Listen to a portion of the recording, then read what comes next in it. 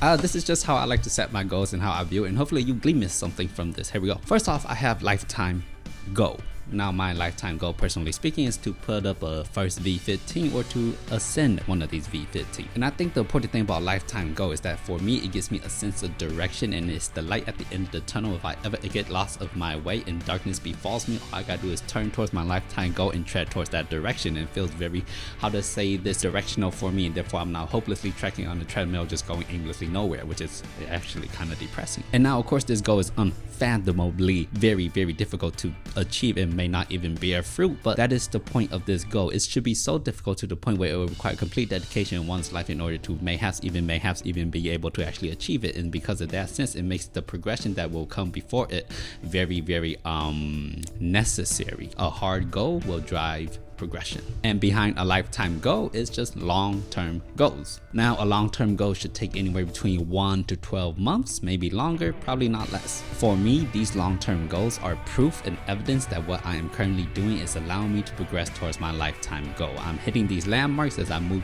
up these steps to my V15. Now obviously they should be hard to obtain in a time fashion, meaning even if you're at peak condition, perfect whatever, it should still take you more than 1 month of trial and error to actually achieve it. This drives a sense of effort, it drives a sense of dedication, a sense of blah blah blah, to make you really understand that you really want this, and it pushes you to it. For example, I would like to hang 200 pounds off of this 20mm edge in the far future. I would like to finally send this dumb Humpty Hump V10 problem that I keep falling off of. And these goals for me, they feel tangible, grabbable, literally, but they are also so very difficult at this moment that I know it would take time. Next, I like to have a bunch of passive goals. Now, passive goals are kind of like a bucket list. They are not inherently difficult goals to achieve. They just tend to make you feel very good when you do them. For example, I would like to do this one problem called Pocket Hercules. Is a V8, and I could go there today, right now, and do it if I so desire. But these are passive goals, meaning if I'm in the neighborhood, I'll do it and I'll feel good about it. I don't have to actively pursue it. Also, eventually this thing called Boulder Fest will appear in my life, and I would like to do at least 10 problems in the qualifying round.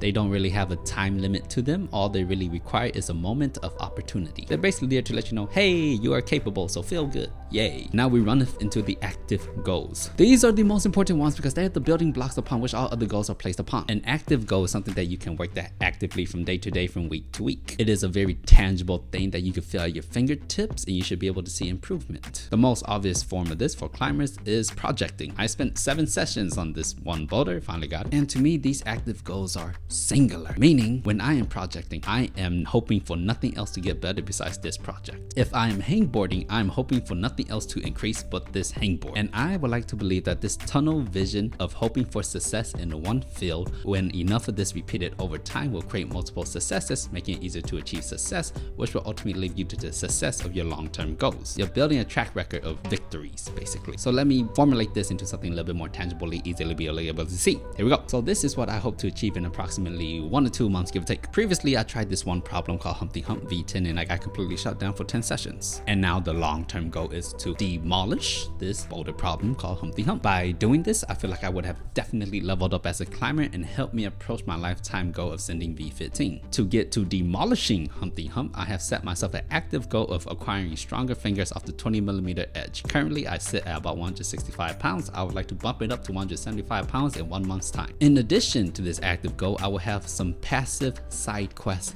goals. Much like the name suggests, these goals are side questy and very passively, and there's no inherently strong desire to do them, but they are there because once I'm done chasing my active goal for the day, because I can't hangboard all day long, I will chase these instead. These could look like mashing out the V5 benchmarks on the moonboard, or sending this very hard problem on my home wall. It just gives me a sense of direction to go when I'm no longer treading the path that I'm currently on. Now let's get into daily goals. These don't exactly have to be daily, but they should be done more often than not.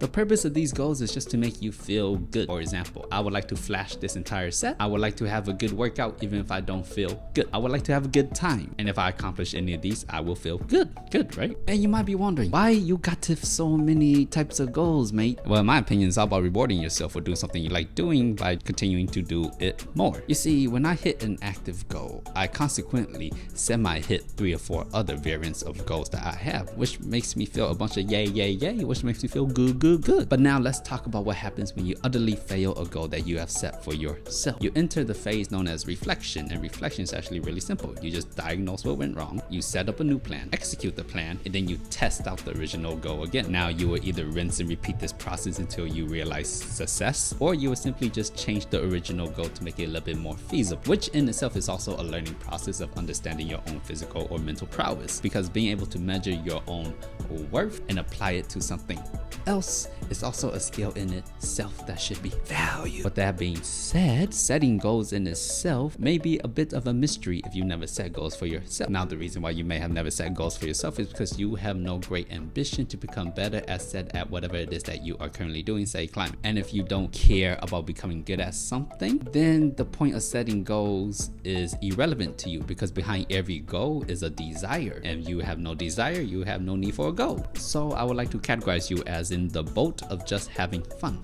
Nothing wrong with that. But if you are in the boat of having fun, perhaps I should suggest these other types of goals for you instead. Rest 5 whole minutes before you try the climb. Ask for help on a problem you cannot do, and have fun. And these 3 goals, it's not about becoming better, it's not about success or failure. It gives you an actual sense of progression without you having to have any great desire to be better in that stat of climbing. Meaning we keep the fun factor the same while giving you a sense of progression, basically. Thanks for watching, and I'll see you next time, partner.